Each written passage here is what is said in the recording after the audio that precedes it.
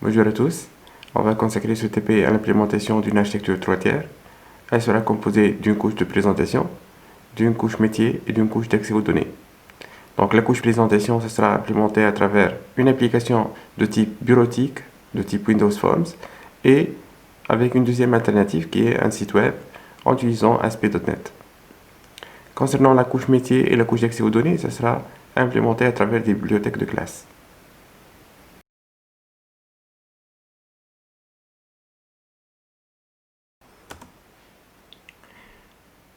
Donc on va lancer Visual Studio 2019. On va commencer par la création d'un nouveau projet pour implémenter notre solution 3 tiers.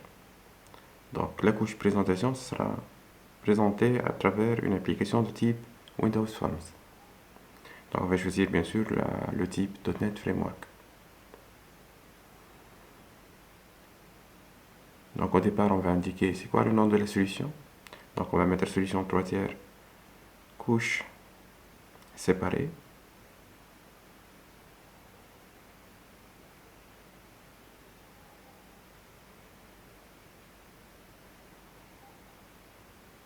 Et on va indiquer là le nom de notre projet. Donc qui est, comme on a déjà dit là, de type Windows Forms. Donc bien sûr le langage ça sera C#. Donc ensuite on appuie sur le bouton créer.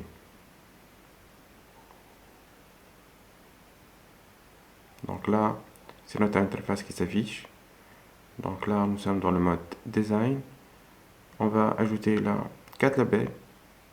1, 2, 3 et 4. Ensuite à droite de chaque label on va mettre un contrôle de type textbox. Donc normalement le contrôle textbox il sert à laisser la place à l'utilisateur pour saisir des données. Et le label il va indiquer c'est quoi la donnée à saisir.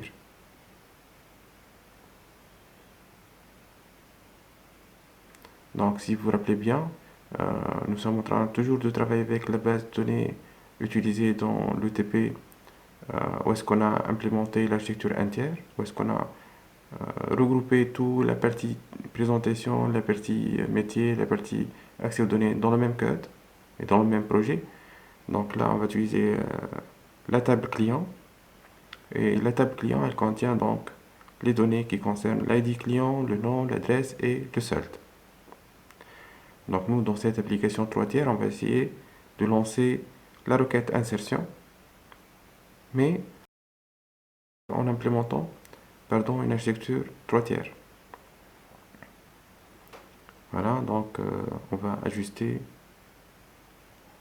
les labels là avec le control textbox. On va choisir au niveau de Start Position Center Screen pour que lors de l'exécution de cette interface, ça sera lancé au milieu de l'écran. Et on va changer son titre. Donc on va mettre ajouter nouveau client comme titre de cette nouvelle interface. Donc on va ajuster maintenant l'interface.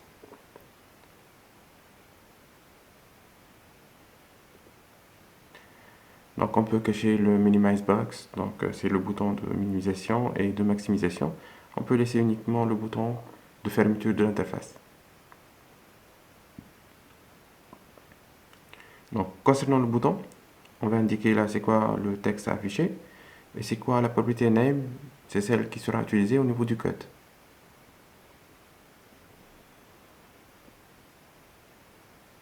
Donc là on a la squelette de l'événement clic sur le bouton BTN ajouté. Donc jusqu'à maintenant on va s'arrêter à ce niveau au niveau de la couche présentation et on va ajouter un nouveau projet. Donc ce projet ce sera de type bibliothèque de classe du type .NET Framework. Donc on sélectionne le type, ensuite suivant on va donner là le nom de notre bibliothèque.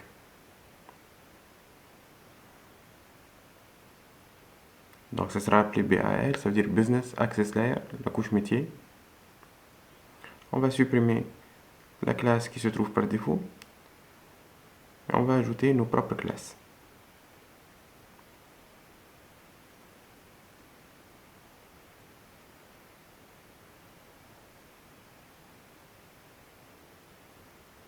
Donc on va ajouter la classe BAR client, Business Access Layer client.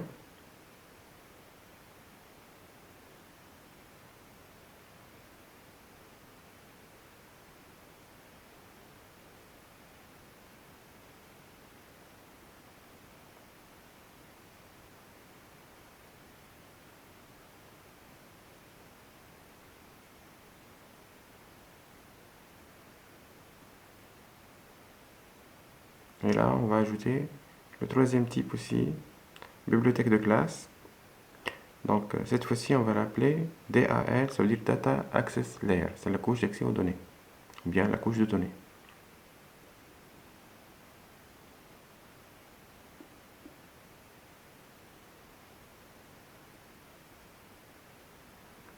Donc on va ajouter notre propre classe là. Nouveau, ensuite classe. On va l'appeler là client. On va ajouter un ensemble de propriétés. Dans notre cas, ce sera l'ID, le nom, l'adresse et le solde. Donc, j'écris prop. Ensuite, deux fois, j'appuie sur tabulation et l'environnement de développement va nous terminer le reste. Donc, juste, je dois indiquer le type de retour, le nom de la propriété. On va répéter ceci pour nos 4 propriétés.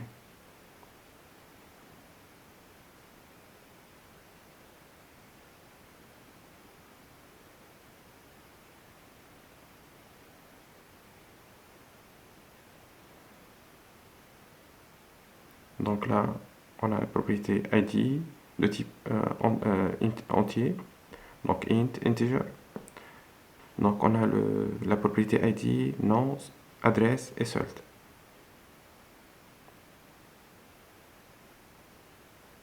On va générer cette bibliothèque. Donc comme vous remarquez, avec cette décomposition en deux bibliothèques et une application de type Windows Forms, les trois ils seront lancés dans des processus différents. Et ceci, ça peut être un avantage précieux pour lancer notre application dans les meilleures conditions.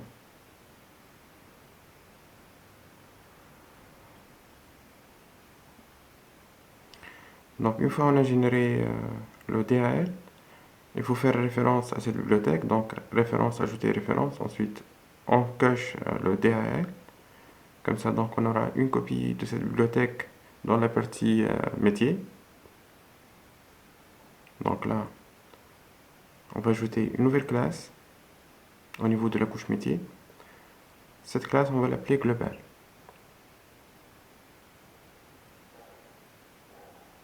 Donc cette classe globale, ce sera l'équivalent d'un module qui contient toutes les fonctions qui seront utilisées par l'ensemble des classes de la couche métier.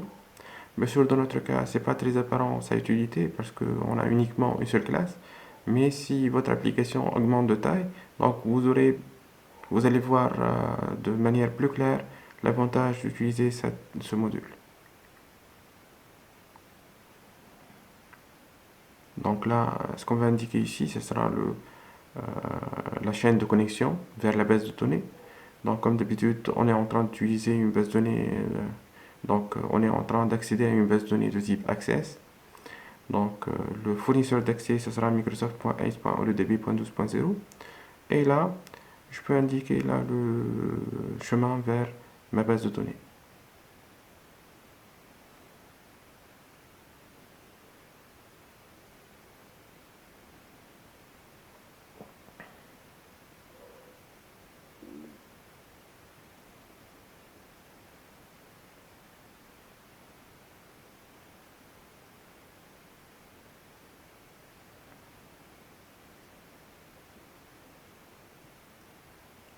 Donc là, je vais fournir le nom de la base. Voilà. Et sa extension, c'est ACCDB, c'est Access Database.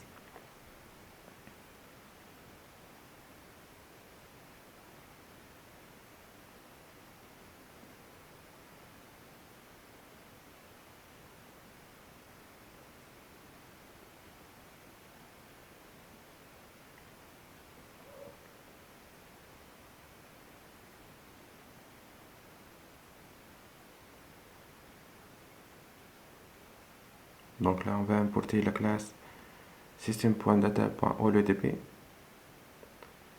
Voilà.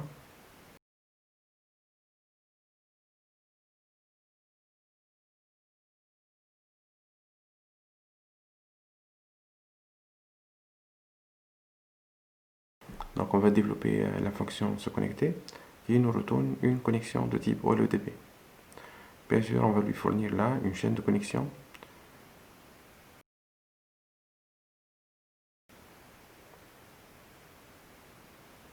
Donc sous format de chaîne de caractères. Donc on va déclarer là un objet OLEDP connection, on va l'instancier. Ensuite, dans un bloc try catch, on va essayer de ouvrir une connexion.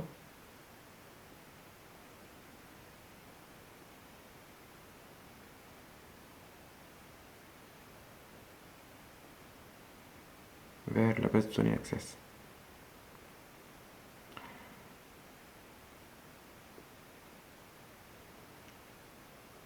Donc là, j'ai affecté la chaîne de connexion à la propriété connection string de l'objet OLEDP connection.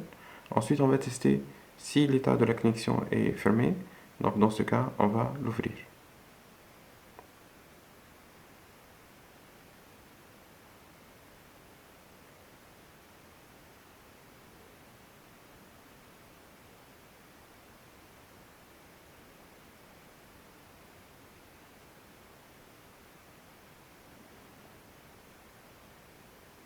Et à la fin de la fonction, donc on va retourner l'objet connexion.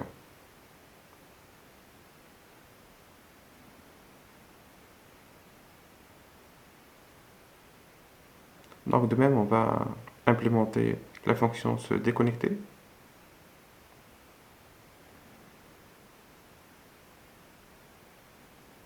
Donc cette fonction n'a pas de retour. C'est pour ça donc qu'on a mis void comme type de retour. Et elle va recevoir en paramètre un objet de type OLEDP connection.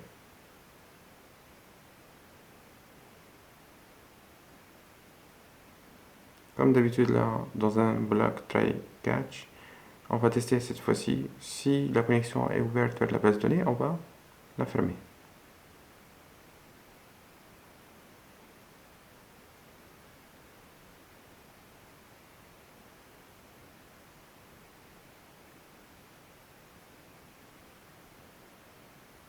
La troisième fonction qu'on va implémenter, c'est celle qui va nous permettre de lancer la requête insert.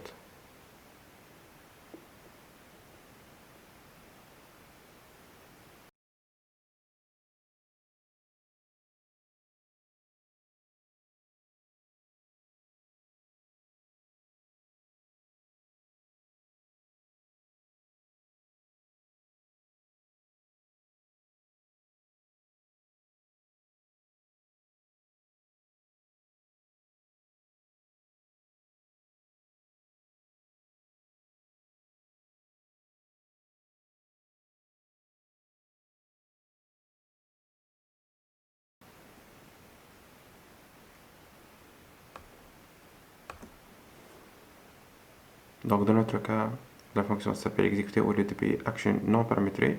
Donc on va fournir en entrée la requête, une connexion et un ensemble de paramètres.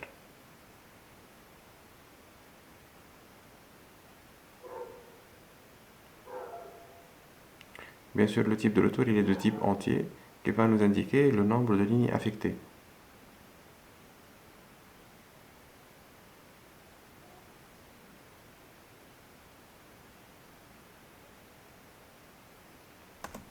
Donc là, on va lancer la boucle for pour récupérer l'ensemble des paramètres fournis lors de l'appel de la fonction exécutée OLEDP action non params. Donc le parcours s'étale de 0, c'est l'indice du premier paramètre, jusqu'à le dernier là. On va utiliser la fonction getLength pour récupérer la taille de cette matrice.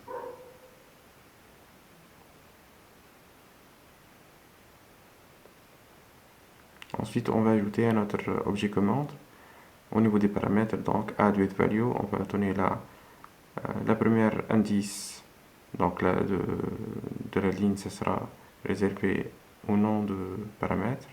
Et par la suite, donc, on a la valeur de ce paramètre.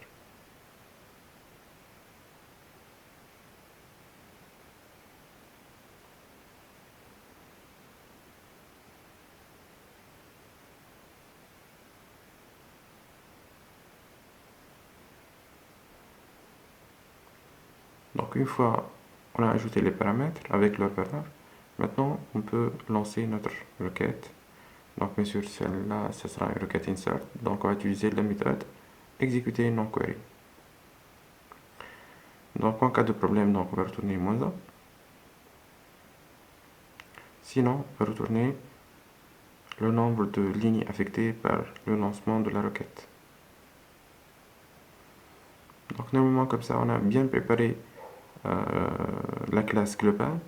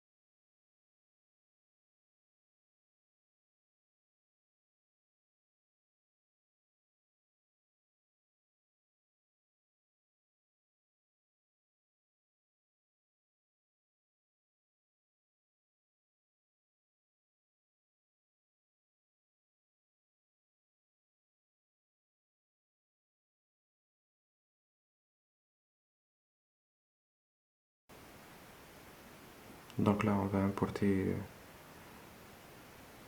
la couche d'accès aux données. Donc Data Access Layer. Normalement, elle sera générée à travers une bibliothèque de classe qui sera ajoutée en référence à notre projet.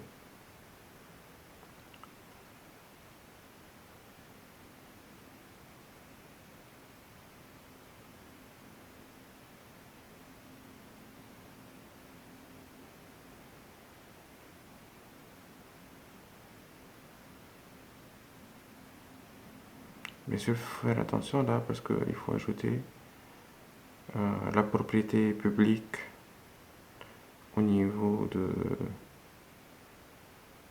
la classe client pour qu'elle soit visible par les autres bibliothèques de classe, bien par les autres projets.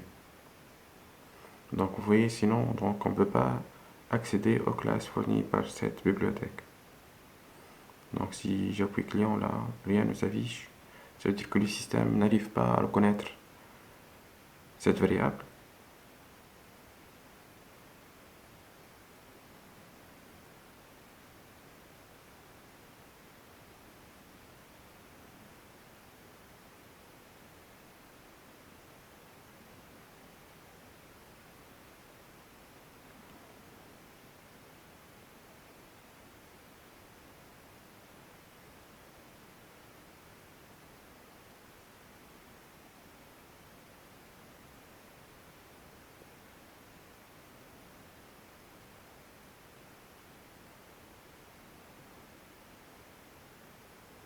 Donc là, on va utiliser aussi une référence vers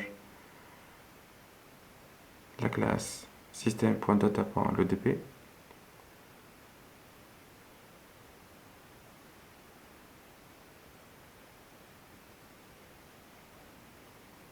Donc on va déclarer là une connexion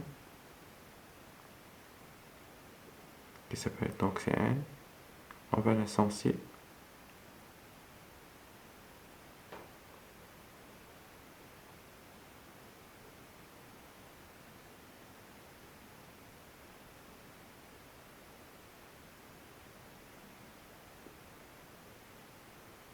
Donc vous voyez là, on peut accéder à la fonction se connecter de la classe globale.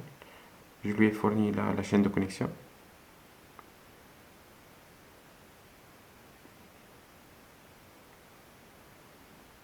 Ensuite là, je vais créer une matrice de type objet et je vais l'associer par des valeurs, donc la liste des paramètres qu'on va utiliser dans notre requête d'insertion.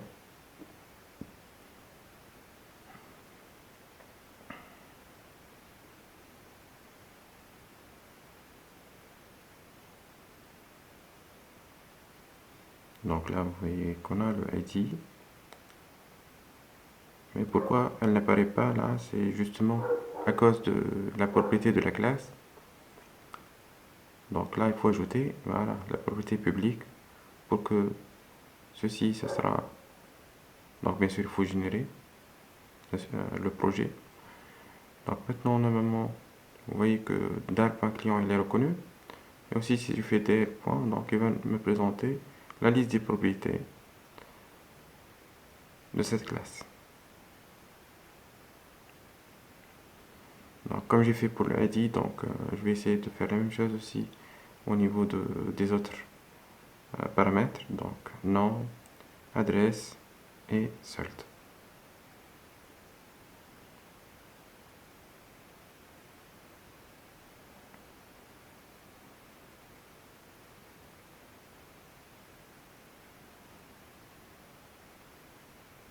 Ensuite, on va appeler la fonction d'exécution de notre requête insertion. On va lui fournir la requête.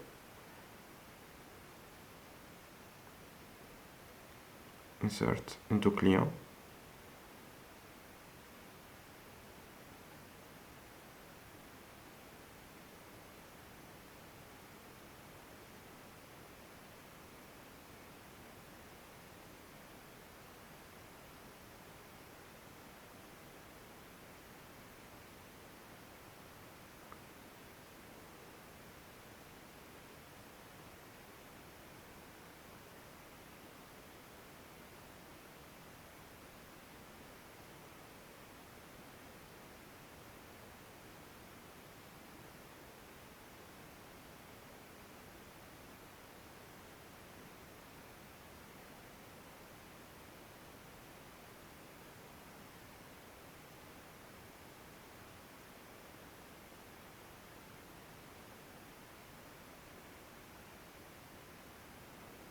Donc là, je vais mentionner le nom des paramètres utilisés.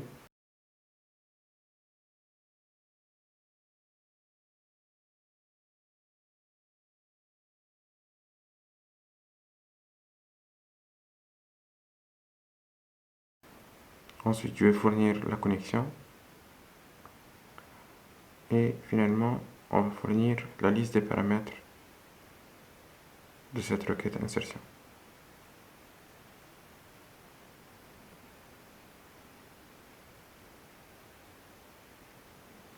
Une fois on a terminé ceci, donc on va fermer notre connexion pour libérer les ressources.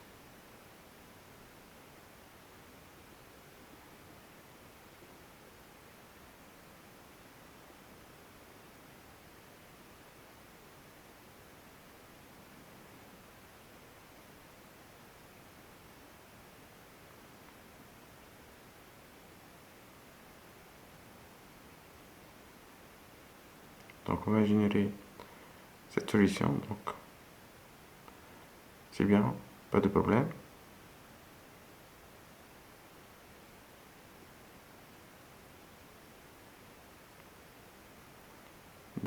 Maintenant on revient au niveau de l'application Windows Forms, donc on est au niveau de la couche présentation. On va ajouter une référence à la couche métier et la couche d'accès aux données, ou bien de données.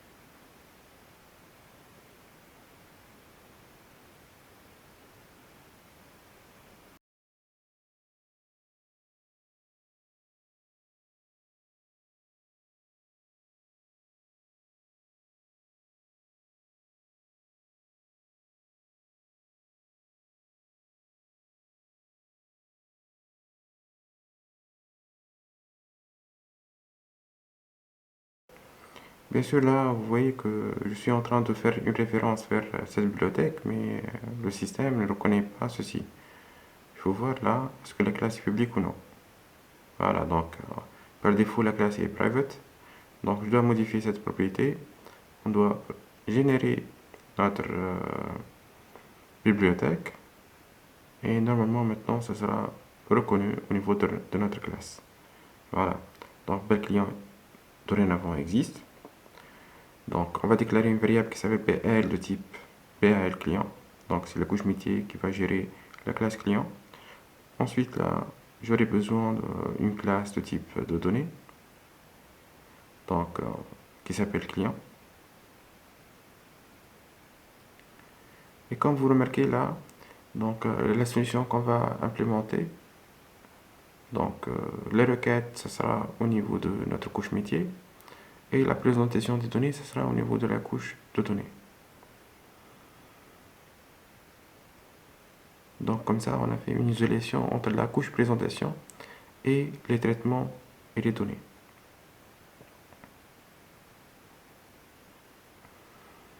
Donc là, on a déclaré deux variables, on les a instanciées.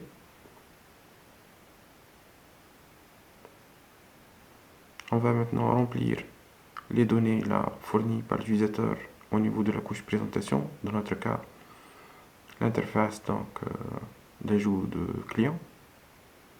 On va essayer de convertir le contenu du contrôle là qui s'appelle normalement TextID client.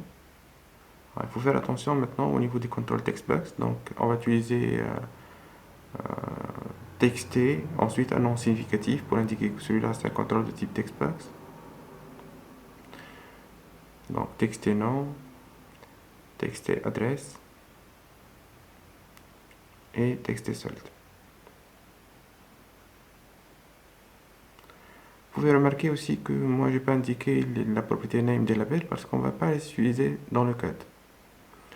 Donc c'est uniquement les contrôles qu'on va utiliser dans le code qu'il faut fournir leur ID pour que la lecture du code soit plus simple et plus facile à lire.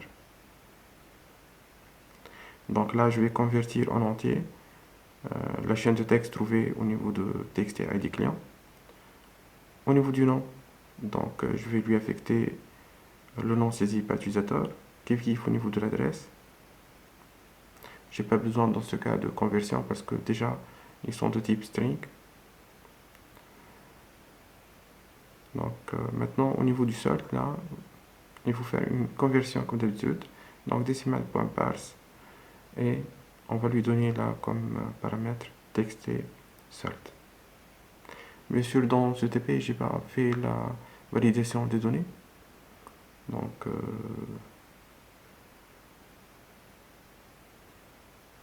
parce qu'on l'a fait dans un TP antérieur.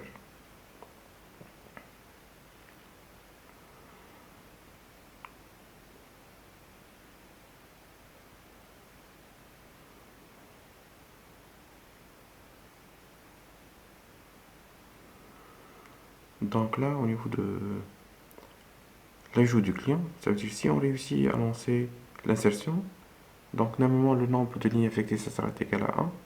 Donc dans ce cas, on va afficher un message à l'utilisateur en lui indiquant que l'insertion s'est faite avec succès. Sinon, donc on va afficher un message d'échec.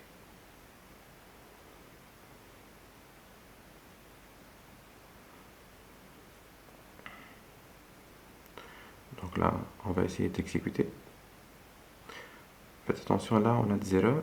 Donc, si j'appuie sur l'erreur, là, il me dit que ceci, voilà.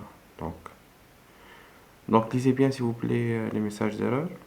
Donc là, je vais indiquer là l'ID 130.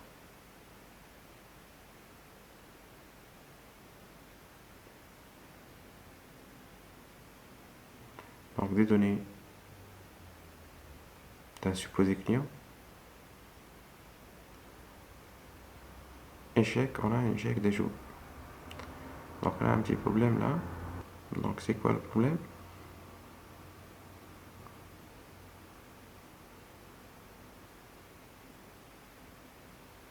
Donc on va faire un petit point d'arrêt pour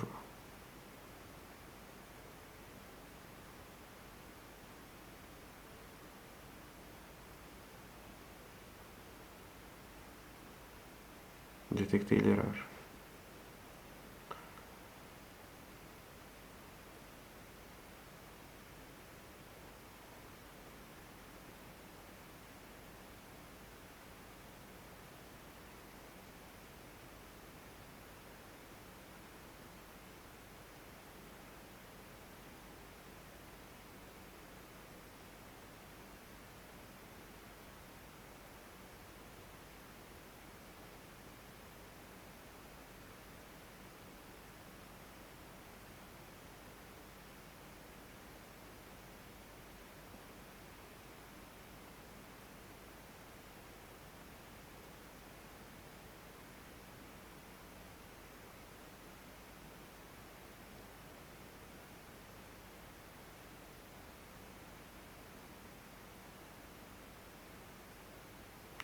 Donc là, on va faire un ensemble de points d'arrêt.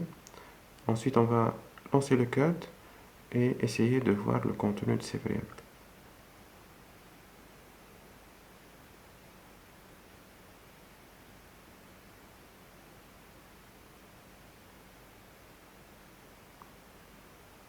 Donc là, voilà, donc les données jusqu'à maintenant, ils sont bien saisis, bien récupérés. Maintenant, c'est avec F11, bien F10, là, on peut avancer étape par étape. Donc là, c'est bien au niveau du chemin.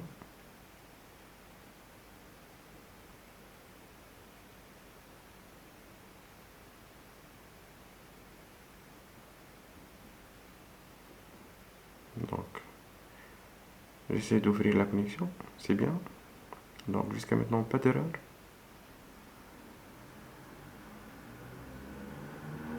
Donc là, remarquez qu'on a omis là, on a commis une petite erreur là, on n'a pas changé. Donc les propriétés là.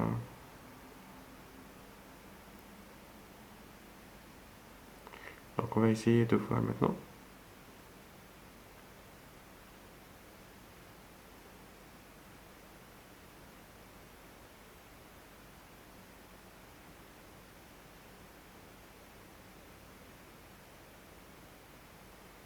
Donc je vais éliminer ce point d'accès, de ce point d'arrêt. Toujours il y a une erreur quelque part là.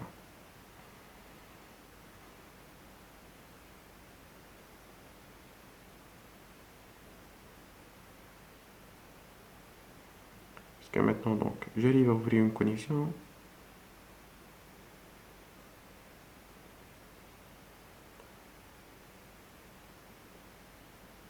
Donc on va voir voilà, donc les paramètres, ils sont bien là. C'est quoi le problème là? Donc il faut vérifier. Ah, donc on a commis une erreur là au niveau du nom de la table. Donc c'est client fin S.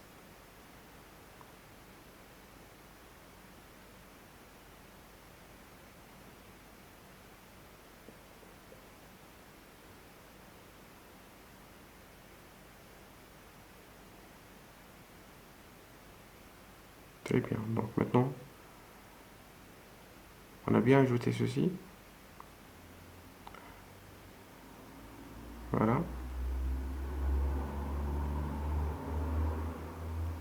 Donc ce qu'on va faire maintenant, on va ajouter un nouveau projet.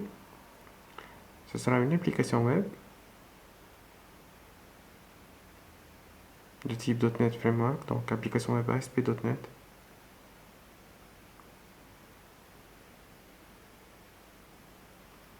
On va l'appeler Web Application.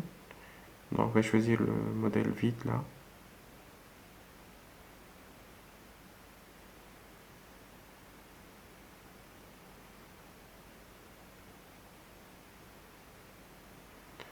Donc on va ajouter là un nouvel élément de type WebFab.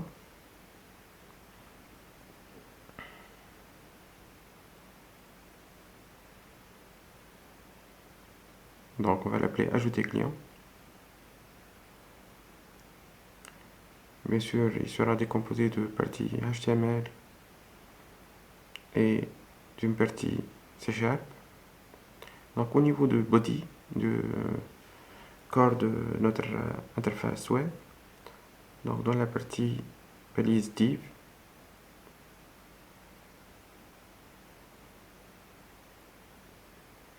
donc on va ajouter un titre là.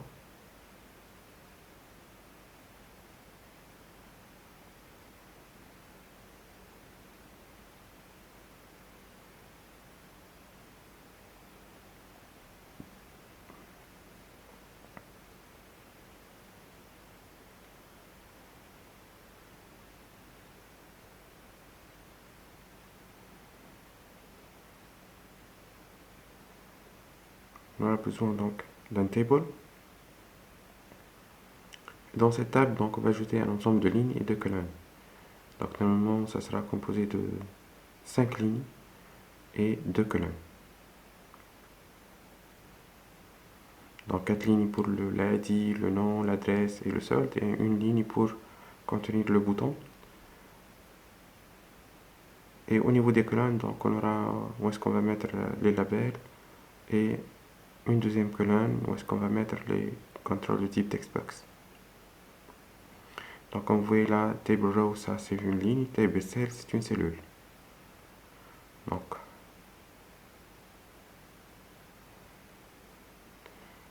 voilà, donc on va essayer de le copier là encore 4 fois pour avoir 5 lignes. Donc là à chaque fois, dans la première ligne, on va mettre un label. Donc là la propriété texte c'est ce qui s'affiche à l'utilisateur.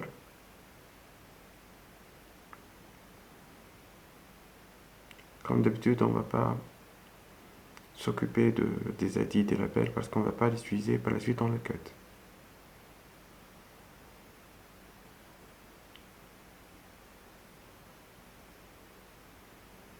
Voilà. Donc on a nos 4 labels.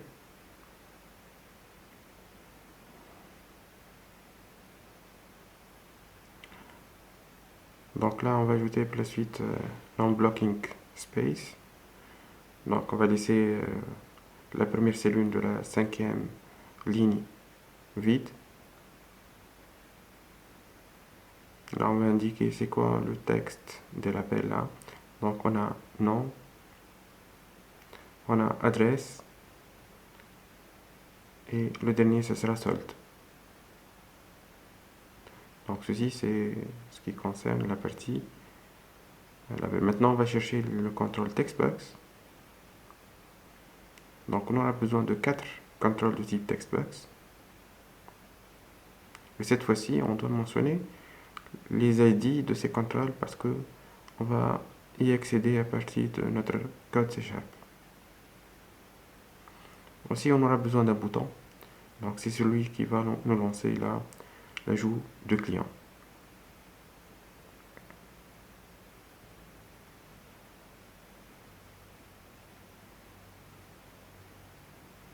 Donc là, il faut rectifier le nom de textbox pour donner des noms significatifs.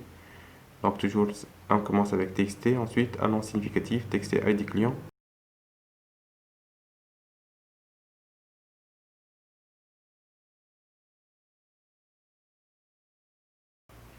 Txt nom, txt adresse et txt solde.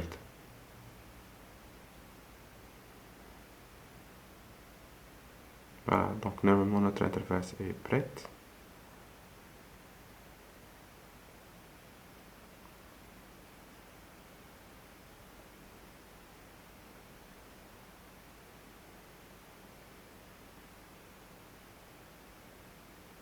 Donc on peut changer la couleur d'arrière-plan. Donc on peut naviguer entre source et design pour voir là what you see if is what you get. Donc vous voyez que ce qu'on voit c'est ce qu'on obtient là. Voilà. Donc notre interface est prête. Et vous allez voir maintenant donc comment implémenter là le bouton. Ce qu'on va faire là, on a au niveau de l'interface donc là C#. Ce code ça sera associé à l'interface HTML qu'on a créé tout à l'heure.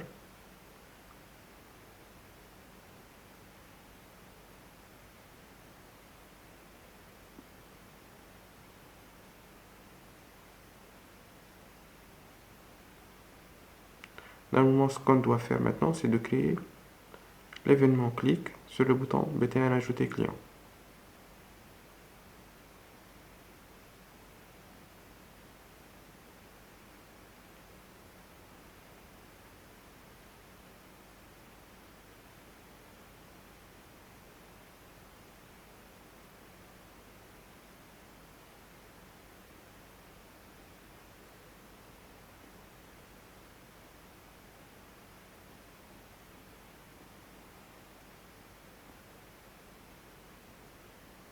Donc on peut générer ceci à travers l'interface HTML.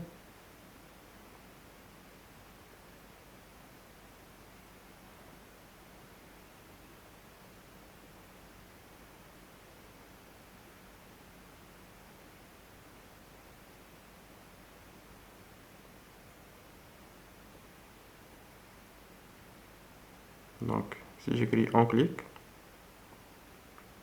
tabulation, égale, et là j'appuie sur créer un événement.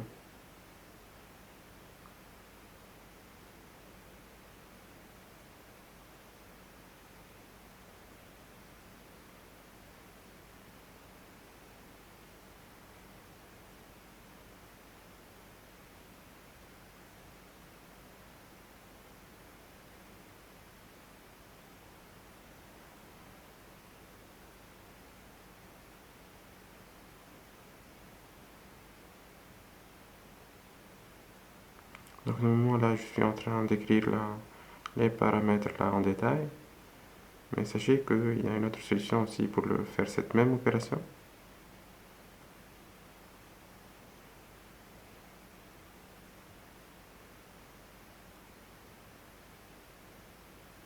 Donc dans notre cas, il faut faire attention, il faut faire référence aussi aux deux bibliothèques de classe, à la couche d'accès aux données et à la couche métier. Et vous allez voir que réellement, avec cette implémentation en 3 tiers, euh, rapidement là, on peut créer notre application web à partir de la même structure qu'on a utilisée au niveau de l'application Windows. Donc la migration, ça sera très facile et vous allez voir que les modifications ils seront très minimes entre les deux codes.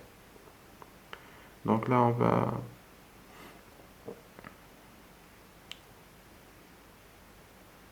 ajouter un label là qui va un peu remplacer le comportement du message box de l'application Windows. Donc on va l'appeler LBL résultat.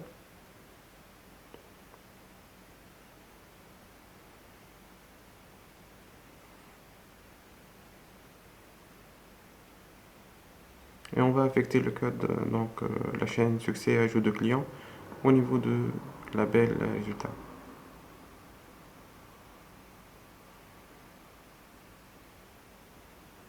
Vous voyez là, donc j'ai remplacé le messagebox.show par lbl résultat.text égale la chaîne de caractères adéquate. Donc là, bien sûr, il faut qu'on change, que le projet de démarrage soit l'application web.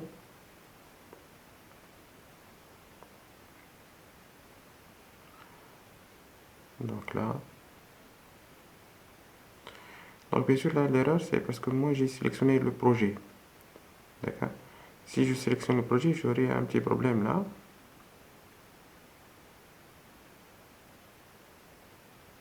Donc normalement, il faut que je sélectionne là la page qu'on a ajouté la page web.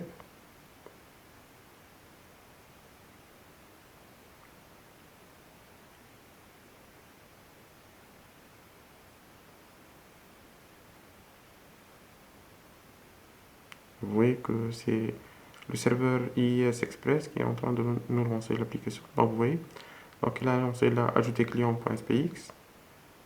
Donc on va essayer d'ajouter ce nouveau client.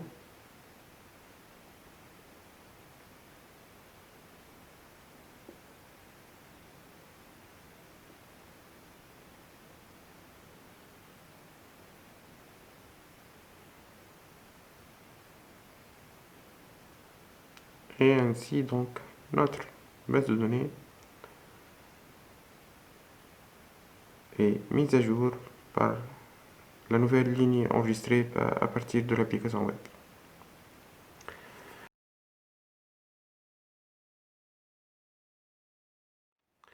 Donc comme ça, on a fini avec ce TP.